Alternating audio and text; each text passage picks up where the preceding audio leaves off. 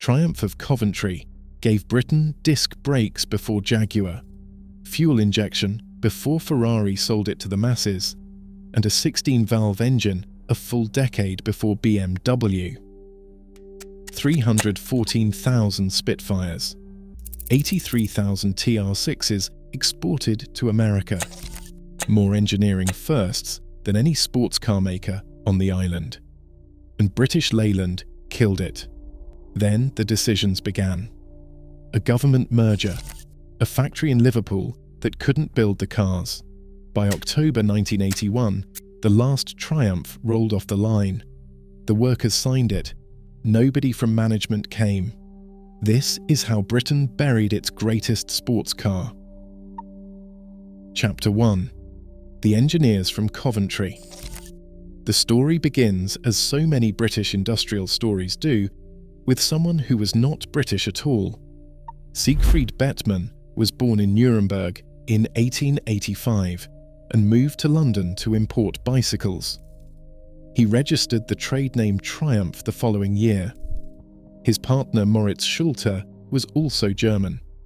The company made motorcycles, then automobiles from 1923, and very nearly did not survive the Depression.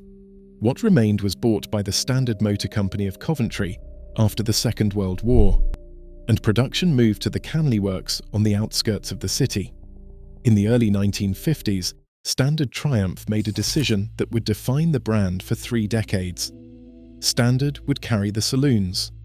Triumph would carry the sports cars. The TR2 launched in August 1953 from the Coventry factory. Its price in America was roughly $2,400. It could do over 100 miles an hour, which was remarkable for an affordable British sports car at the time.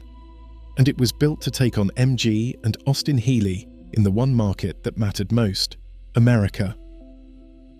What followed was a string of engineering firsts that no other British manufacturer could match. In September 1956, the TR3 became the first British production car fitted with disc brakes as standard, made by Girling, and tested at Le Mans 24 hours in 1955. The TR3 won the Sebring 12 hours in 1957. In August 1967, the TR5 became the first British production sports car with fuel injection, a 2.5-litre straight six, producing 150 brake horsepower with Lucas mechanical injection. The car would do 0 to 60 in 8.8 seconds and top out at 117 miles an hour. Only 2,947 TR5s were built before it became the TR6, because US market cars had to be detuned with carburetors to meet emissions regulations. The fuel-injected version was a car Americans were never allowed to buy. And in June 1973, the Dolomite Sprint launched with a 16-valve engine, the first mass-produced multi-valve car in the world, a full decade before the Germans put a 16-valve unit into a saloon. The 16-valve head was engineered using a single overhead camshaft and supplementary rockers, a technical solution elegant enough to win a British Design Council Award in 1974.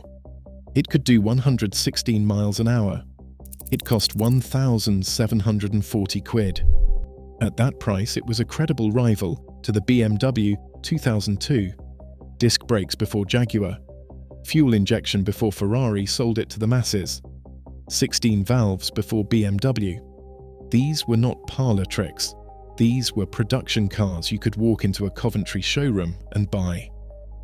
But every one of those achievements would belong to a company that, within 15 years of the Dolomite Sprint, no longer existed. Chapter 2. America's Sports Car. The car that kept the lights on at Canley was the TR6. It launched in 1969, designed on a budget using the existing chassis, but rebodied by the German firm Karmann, who squared off the nose and tail. The engine was a 2.5-litre inline six.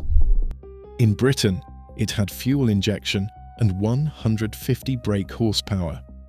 In America, it had twin carburetors and roughly 104 brake horsepower, later detuned even further for emissions. The gap between what British buyers got and what American buyers got tells you everything about how regulatory pressure was already strangling the product before anyone in a boardroom lifted a finger. Approximately 92,000 TR6s were built. Of those, 83,480 were exported, almost entirely to the United States. Only 8,370 were sold in Britain.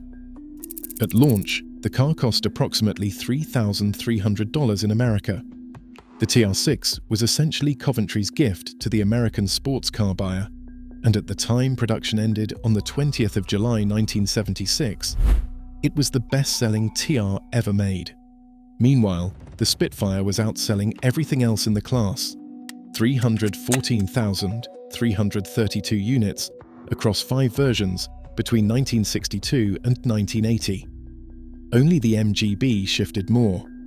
Giovanni Michelotti, the Italian designer who shaped most Triumph products of the 1960s, had given the car a look that sold on-site at the 1962 London Motor Show. Donald Stokes named it before the car was even finished. The Spitfire and MG Midget combined dominated American sports car showrooms through the 60s and the 70s. 2 small British cars holding their own against everything Detroit and Tokyo could throw at them. Coventry built America's sports car. It just did not know it was building the last one. Chapter 3. Enter the Corporation. On the 17th of January 1968, the formation of the British Leyland Motor Corporation was announced, as a wave of speculative share buying hit the London Stock Exchange. The merger brought together Leyland Motor Corporation, which already owned Standard Triumph and Rover, with British Motor Holdings, which owned Austin, Morris, MG, and Jaguar. In reality, it was a Leyland takeover, dressed as a merger. The British Motor Holdings boss, Sir George Harriman, agreed to terms essentially dictated by Stokes. The driver was Harold Wilson's Labour government and the Industrial Reorganisation Corporation. They believed that merging was the only way to build a British rival to Ford and General Motors. The IRC offered to mediate and provide financial aid. The politicians wanted a national champion. What they got was a corporation with 5 sports cars in the same showroom, and no strategy for any of them. Donald Stokes became chairman. He now controlled 48 factories, 5,000 dealers, and the most diverse range of cars and commercial vehicles outside the United States. Initial UK market share was roughly 40%. 5 sports car models sat inside that empire, all competing for the same buyers. MG Midget, Triumph Spitfire, MGB, Triumph TR6, Triumph GT T6. 5 cars from the same boardroom. Nobody in that boardroom had a plan for what to do about it. Triumph was the stronger of the 2 sports car stables entering the merger. While MG had history and sentiment, Triumph had engineering credibility, disc brakes, fuel injection, and the 16-valve engine to come. But engineering credibility counts for nothing when the people making the decisions don't understand what they're looking at. Triumph brought the engineering. British Leyland brought the decisions. At Canley, Triumph's engineers were already working on the Bullet, a front-engined replacement for the TR6, with Michelotti involved in full-scale models and running prototypes. At Abingdon, MG's engineers had developed the ADO21, a mid-engined sports car with hydroelastic suspension and an E-Series engine. Enthusiasts would later describe it as an MGF built 25 years too early. On the 3rd of November 1970, a full-size clay model of the ADO21 was reviewed by British Leyland management. Prior to that meeting, engineers Spen King and Mike Carver had visited the United States to survey what American customers wanted. The answer they came back with was simplicity and reliability. Front-engined, rear-wheel drive. Nothing exotic. The Triumph Bullet was declared the preferred route. The ADO21 was cancelled in December 1970. The prototype was scrapped. The corporation chose convention over innovation. A committee in a boardroom in 1970 decided that Britain's next sports car would be front-engined, rear-wheel drive, and cheap to tool. The mid-engined British sports car was dead. Mazda would build it 20 years later and call it the MX-5. Chapter 4. The First Warning. Before the TR7 arrived, there was the Stag. Launched in 1970 and styled by Michelotti, it was a 2+2 Grand Tourer with a T-bar roof meant to compete with the Mercedes SL. Visually, it was one of the most beautiful British cars of its era. Approximately 25,877 were built across 7 years of production.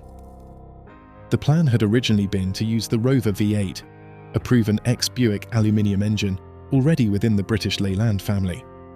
But Triumph's engineers lobbied hard to use their own bespoke 3.0-litre V8, arguing the development was too far advanced to stop. They won the argument. It was the wrong argument to win. The engine used aluminium cylinder heads on an iron block, two metals with incompatible expansion rates. If antifreeze with corrosion inhibitor was not used, and many owners and even some Triumph dealers were not aware of this, coolant passages gunked up and the engine overheated.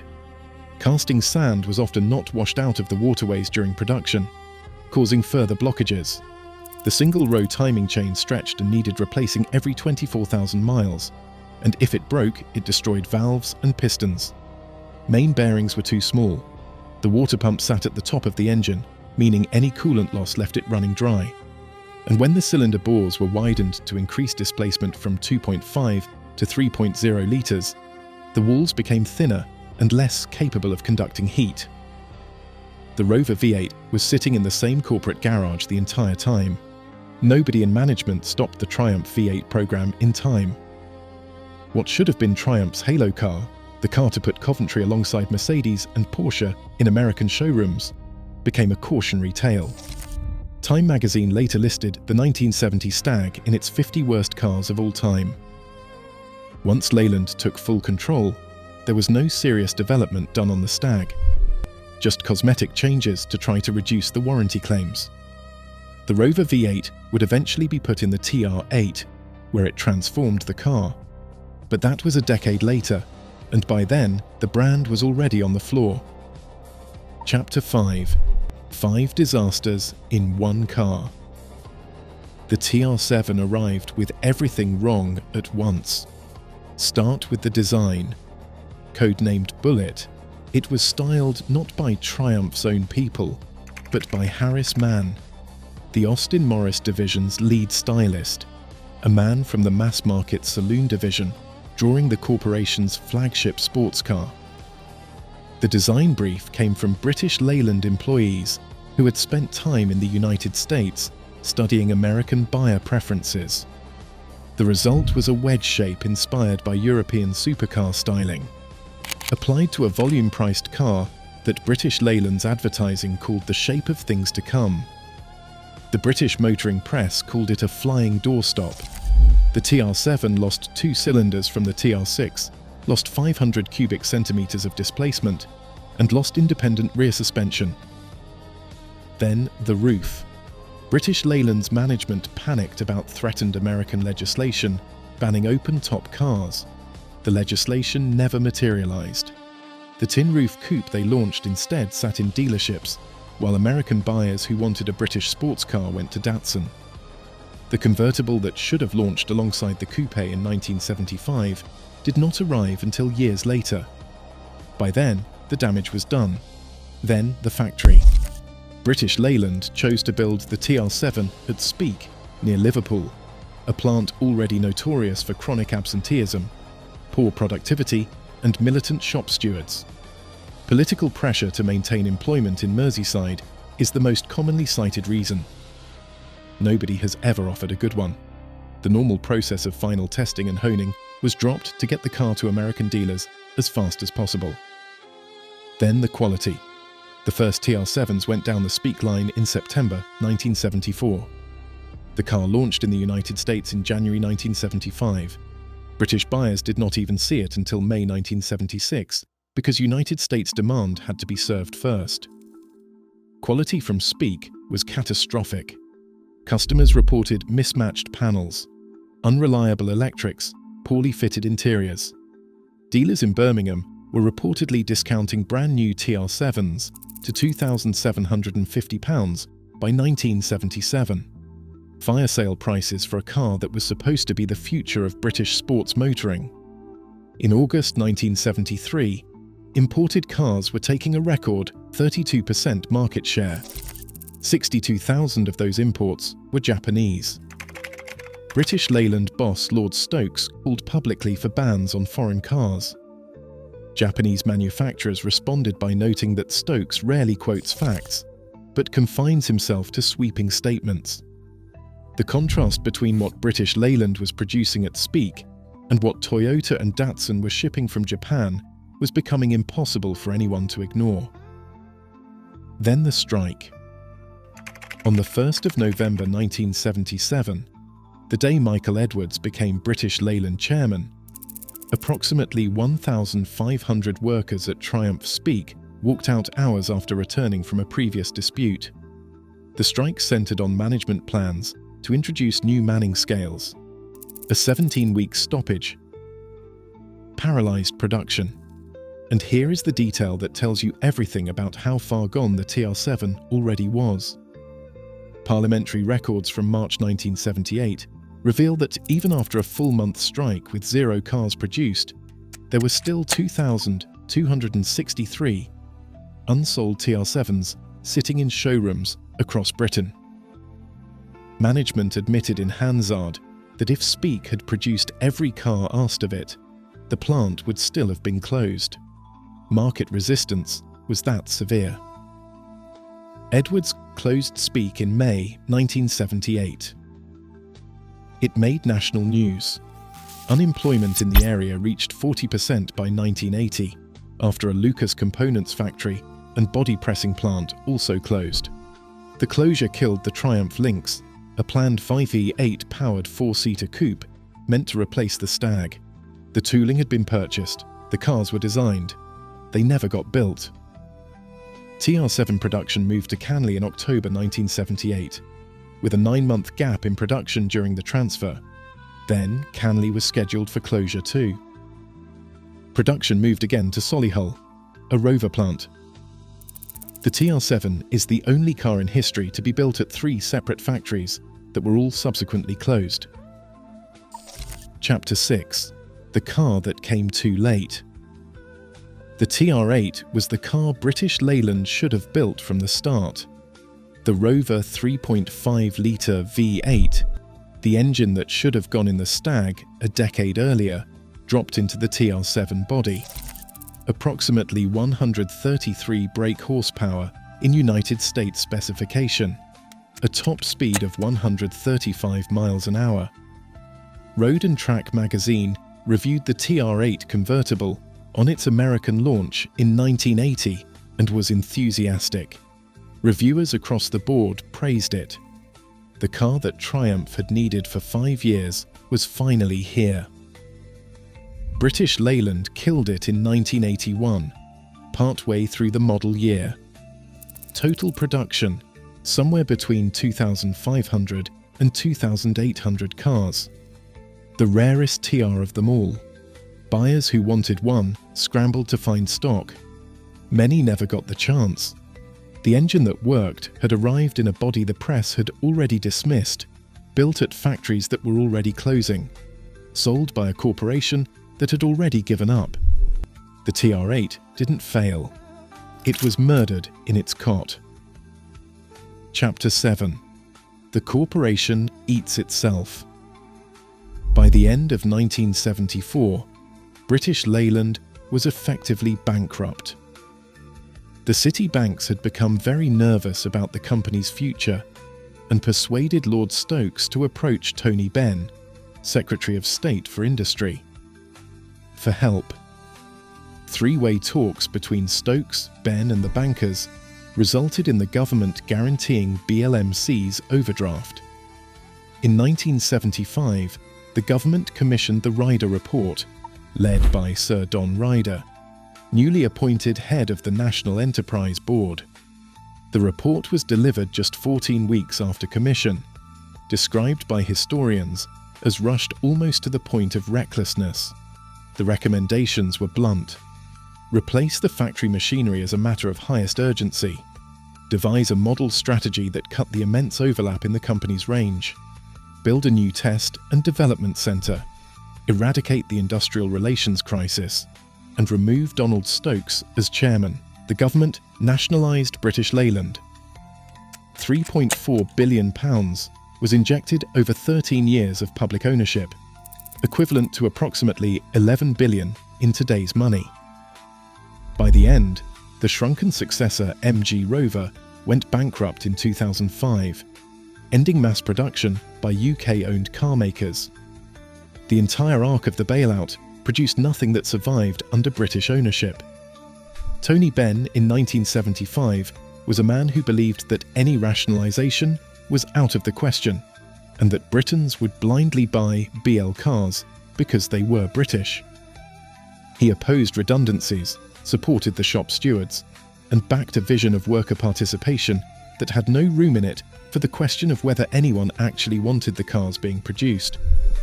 At Longbridge in Birmingham, shop steward convener Derek Robinson, nicknamed Red Robbo by the tabloid press, was associated by BL management with 523 disputes in a 33-month period between 1978 and 1979, resulting in 62,000 cars and 113,000 engines not being built. £200 million in lost production. Whether Robinson was directly responsible for every one of those disputes is contested. What is not contested is that the cars were not being built and the losses were real. Fiat's advertising agency responded with a slogan aimed directly at British Leyland: made by robots, not by robos. Edwards sacked Robinson in November 1979 after Robinson co-authored a pamphlet opposing BL's survival plan. Over 50,000 workers came out on strike across British Leyland in protest, including 20,000 at Longbridge. When a ballot was held, 14,000 voted against further action. Only 600 voted for it. Robinson was finished, but so was any dream of expansion. Under Lord Stokes in 1973, Rover Triumph had announced plans to increase production from approximately 230,000 vehicles a year to 470,000 by 1978. The closure of Speke killed the last remnant of that plan. The Lynx was dead. The Dolomite replacement, codenamed SD2, was axed around the same time. Triumph's future had been cancelled piece by piece until there was no future left to cancel. Chapter 8. A nameplate on a Japanese car. By 1981, Triumph's only new product was the Acclaim, a rebadged Honda Ballade built under license at the old Morris Works in Cowley, Oxford. Not Coventry, not a Triumph engine, not Triumph engineering, not even a Triumph factory. A Japanese car with a Coventry name, assembled in a building that belonged to a rival brand, in a city that had never made a Triumph in its life. The decision to badge a Honda as a Triumph was made in the context of British Leyland's partnership with Honda, which provided the technical foundation for the later Austin Rover recovery. But from Triumph's perspective, it was the final indignity. 133,625 Acclaims were produced between 1981 and 1984. The last one, a silver CD with Triomatic gearbox, is now in the British Motor Museum at Gaydon. In June 1984, the Acclaim was replaced by the Rover 200, another rebadged Honda. British Leyland restructured as the Austin Rover Group, with only Austin, Rover, and MG surviving. By 1989, even Austin was gone. The Triumph marque was retired. 99 years after Siegfried Bettmann registered the name in London, it was extinct. The Canley Works, where Standard Triumph had built sports cars since the 1940s, ended car production in 1980 as part of British Leyland rationalisation. Technical staff stayed until 1990. The factory was demolished in 1996. The site is now a hotel, shops, offices and warehouses. No plaque marks what was built there. No heritage board explains to people parking their cars that this was where disc brakes, fuel injection and a 16-valve engine first went into British production cars. Chapter 9. What Coventry lost. After the TR8 died in 1981, Britain had nothing. The country that invented the affordable open sports car, the MG, the Triumph, the Austin Healey, could not put a single one in an American showroom. The Spitfire had ended production in August 1980. The MGB died with the Abingdon factory the same year. The TR8 followed in 1981. In the space of 12 months, 3 sports car lines and 2 factories were gone. It was Japanese manufacturers who filled the gap. The Mazda MX-5, which directly acknowledged the Triumph Spitfire, and the MGB as its spiritual predecessors, launched in 1989. It proved that affordable, lightweight, open sports cars still had a massive market. Britain had walked away from that market in 1981. Japan owned it by 1990. The MX-5 has since sold over 1 million units. The car it was inspired by, the last TR8 convertible, exists in numbers that might not fill a decent car park. Before the British Leyland crisis, Britain could claim rough parity with Germany, America, and Japan in industrial automotive capability. After the collapse, what remained was ultra-luxury and small specialists: Morgan, Lotus, Rolls-Royce, Bentley. The mid-range British car industry, the one that had employed hundreds of thousands of people and served the world market, was gone. The compressed arc is almost too neat. A German immigrant registers a bicycle brand in 1885. Coventry engineers give it disc brakes, fuel injection, and 16 valves before anyone else in Britain. A government-backed merger puts it in a corporation with 48 factories and no plan. A stylist from the wrong division draws the wrong car. A factory in Liverpool with the wrong workforce builds it badly.